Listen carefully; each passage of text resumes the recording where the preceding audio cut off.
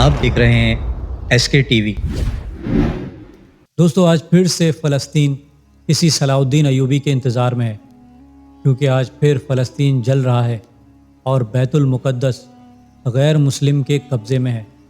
مگر آج بڑے بڑے مسلمان ممالک کے حکمران خاموشی کی تصویر بنے ہوئے ہیں۔ مگر ایک وقت تھا جب سلطان صلاح الدین ایوبی سے یہ پوچھا گیا کہ آپ مصر، شام، لبنان کے سلطان ہیں اور اتنی بڑی سلطنت کے حکمران ہونے کے باوجود ہم نے آپ کو کبھی مسکراتے ہوئے نہیں دیکھا۔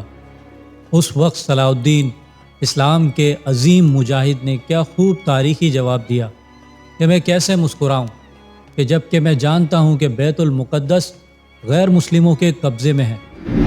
اس وقت نجومیوں نے انہیں بتایا کہ اگر آپ نے بیت المقدس فتح کرنے کی کوشش کی تو آپ کی ایک آنکھ ضائع ہو سکتی ہے۔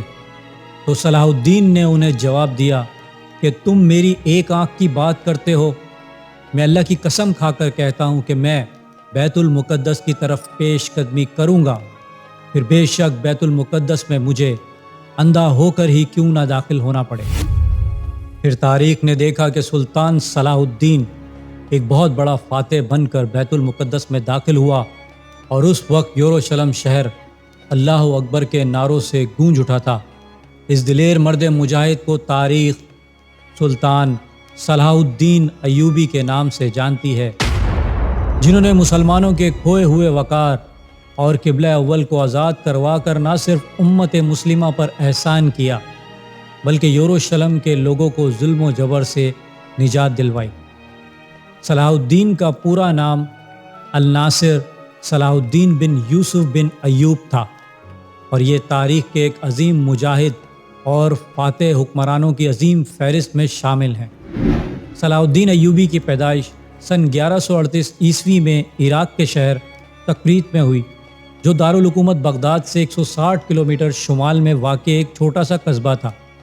صلاح الدین کا تعلق کرد نسل سے تھا، جو کہ ہمیشہ سے ایک بہادر قوم رہی ہے۔ صلاح الدین نے اپنی سیاسی زندگی کی شروعات ایک فوجی افسر کی حیثیت سے کی۔ وہ نور الدین زنگی کے لشکر میں شامل تھے۔ جب نور الدین زنگی نے مصر فتح کیا تو اس فاتح لشکر کے امیر صلاح الدین کے چچا شیر کو تھے۔ اس جنگ میں صلاح الدین نے جس بہادری اور جرأت مندی کا مظاہرہ کیا، اس کے بعد سے ہی وہ منظر عام پر آ گئے تھے، اور لوگوں نے یہ دیکھ لیا تھا کہ صلاح الدین غیر معمولی حکمت عملی اور مقصد رکھنے والا ایک مرد مجاہد ہے۔ لہٰذا صلاح الدین کے چچا کے انتقال کے بعد نور الدین زنگی نے انہیں مصر کا حاکم بنا دیا۔ اس طرح صلاح الدین اپنے اہداف کو حاصل کرتے ہوئے اپنی سلطنت کو بھی وسعت دیتے رہے، اور فتح حاصل کرتے ہوئے صلیبی سازشوں اور ان کے حملوں کو بھی اپنی جنگ و جدل رکھنے والی دانش مندی سے ناکام کیا۔ جب نور الدین زنگی کا انتقال ہوا تو ان کی جگہ صلاح الدین پوری سلطنت کے سلطان بن گئے۔ صلاح الدین ایوبی نہایت ہی سخی، فیاض، اعتدال پسند اور بردبار انسان تھے۔ صلاح الدین کی شخصیت اتنی عظیم تھی کہ اس وقت کے عیسائی حکمران اور امیر بھی ان کو عزت کی نظر سے دیکھتے تھے، اور آج بھی اہل یورپ انہیں احترام کی نگاہ سے دیکھتے ہیں۔ صلاح الدین کے دل میں جہاد کا جذبہ کوٹ کوٹ کر بھرا ہوا تھا۔ صلاح الدین کی پیدائش سے پہلے 1099 عیسوی میں جب اسلامی حکومت منگولوں کے حملوں اور آپسی اختلافات کی وجہ سے کمزور ہو گئی تھی، اس وقت صلیبیوں نے آپسی گٹھ جوڑ اور حملوں کے ذریعے مسلمانوں سے صلیبی جنگیں لڑیں، اور ساری یورپی طاقت لشکر لے کر یروشلم کو فتح کرنے آ گئیں۔ لہٰذا اس جنگ میں صلیبیوں کو فتح حاصل ہوئی اور ان کے جنگجو یروشلم میں داخل ہو گئے۔ انہوں نے بے شمار مسلمان اور یہودیوں کا قتل عام کیا، جو نہایت ہی دردناک تھا، اور یہ اسلامی خلافت کے جاہ و جلال پر کاری ضرب تھا۔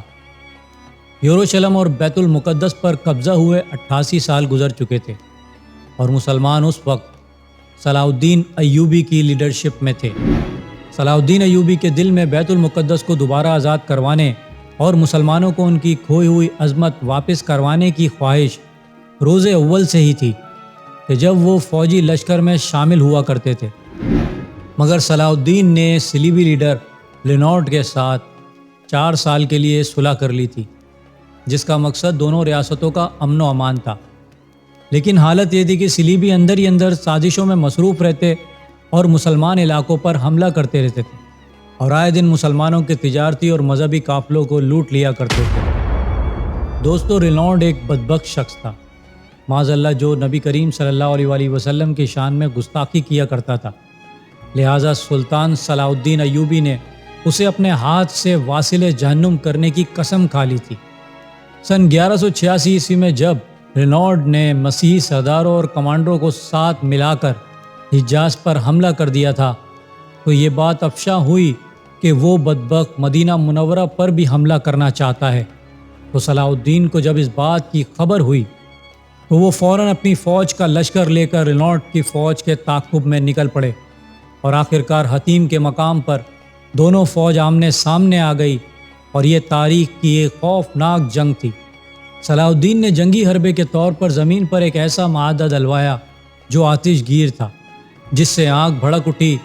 اس جنگ میں 30,000 سے بھی زائد صلیبی اور عیسائی واصل جہنم ہوئے۔ رینالڈ کو گرفتار کر لیا گیا اور اپنی قسم کے مطابق اس گستاخ کا سر صلاح الدین ایوبی نے خود اپنے ہاتھوں سے قلم کیا۔ صلاح الدین کے اس عمل کے بعد مسیحی دنیا میں صلاح الدین کا خوف اور دہشت پھیل گئی۔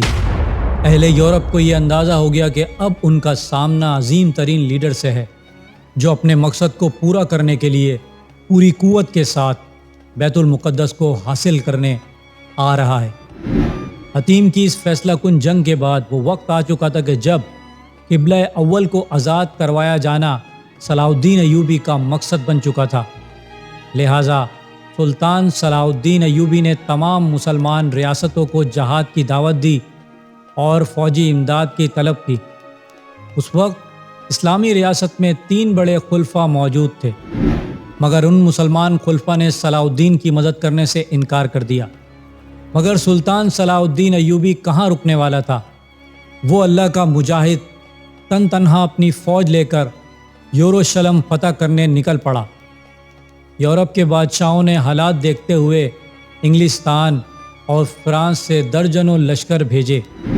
گویا پوری یورپ کی فوج کا لشکر یروشلم کی طرف بڑھ رہا تھا، لیکن سلطان صلاح الدین نے اپنی حکمت عملی اور پوری قوت لگا کر بیت المقدس پر قبضہ کر لیا اور ایوبی لشکر نے پوری قوت کے ساتھ صلیبیوں سے مقابلہ کر کے انہیں پسپا کر دیا۔ جس دن بیت المقدس فتح ہوا وہ ہفتے کا دن تھا، لہٰذا سلطان صلاح الدین نے اتوار کو چرچ کھلے رکھنے کی ہدایت دی۔ مسیحی مورخ سلطان صلاح الدین کے اس عمل کی بہت تعریف کرتے ہیں اور تمام صلیبی فوجیوں نے ہتھیار ڈال دیے اور سلطان صلاح الدین نے شہری آبادی پر وہ ظلم نہ کیے جو صلیبی فوج نے اس شہر پر قبضے کے بعد مسلمانوں پر کیے تھے۔ دوستو، صلاح الدین کی یہی سخاوت اور رحم دلی اسے تاریخ کا ایک عظیم ترین لیڈر اور حکمران بنا دیتی ہے۔ اور وہ وقت آیا جب سلطان صلاح الدین ایوبی بیت المقدس میں داخل ہوا، مسجد کی صاف صفائی کروائی گئی اور میناروں سے اذان کی صدا بلند ہوئی۔ یہ آواز اہل یورپ کے کلیساؤں تک گونج اٹھی، جو اس بات کا اعلان تھا کہ اب ظلم و بربریت کی حکومت کا خاتمہ ہو گیا ہے اور اب یروشلم کو مسیحیوں اور صلیبیوں سے نجات مل چکی ہے کہ جس کی صدا قبلہ اول سے آ رہی ہے۔ صلاح الدین نے اس فتح کے بعد یورپی حکمرانوں کی قوت اور فوجی طاقت کے پرخچے اڑا کر رکھ دیے تھے۔ یروشلم میں اتنے صلیبی فوجیوں کو قتل کیا گیا کہ دیکھنے سے یہ معلوم ہوتا تھا کہ پوری صلیبی فوج آج قتل ہو گئی ہے۔ یروشلم کے تمام مسیحی مرد اور عورت کو 10 دینار بطور فدیہ دے کر رہا کر دیا گیا، اور جن غریب لوگوں کے پاس رقم نہ تھی وہ صلاح الدین کے بھائی ملک عادل نے خود ان کا فدیہ ادا کیا اور ان کو رہا کروا دیا۔ کسی کو نہ غلام بنایا گیا، نہ عام شہریوں کو قتل کیا گیا۔ پھر اس کے بعد یروشلم اور بیت المقدس پر مسلمانوں نے 761 سال تک حکومت کی، یہاں تک کہ 1948 میں یہاں ایک ناجائز یہودی ریاست کا قیام ہوا اور ایک بار پھر بیت المقدس ہم مسلمانوں سے چھین لیا گیا، اور اب پھر سے یہ سرزمین کسی مرد مجاہد سلطان صلاح الدین ایوبی کے انتظار میں ہے۔ دوستوں امید کرتا ہوں میری ویڈیو سے آپ کی معلومات میں اضافہ ہوا ہوگا اور کچھ نیا جاننے کو ملا ہوگا۔ اگر میری ویڈیو آپ کو اچھی لگی ہے تو میری ویڈیو کو لائک کریں، میرے چینل کو سبسکرائب کر لیجئے اور بیل آئیکن پہ بھی کلک کر دیں۔ اب میں ملوں گا آپ کو ایک ایسی انفارمیٹیو ویڈیو کے ساتھ، تب تک کے لیے اللہ حافظ۔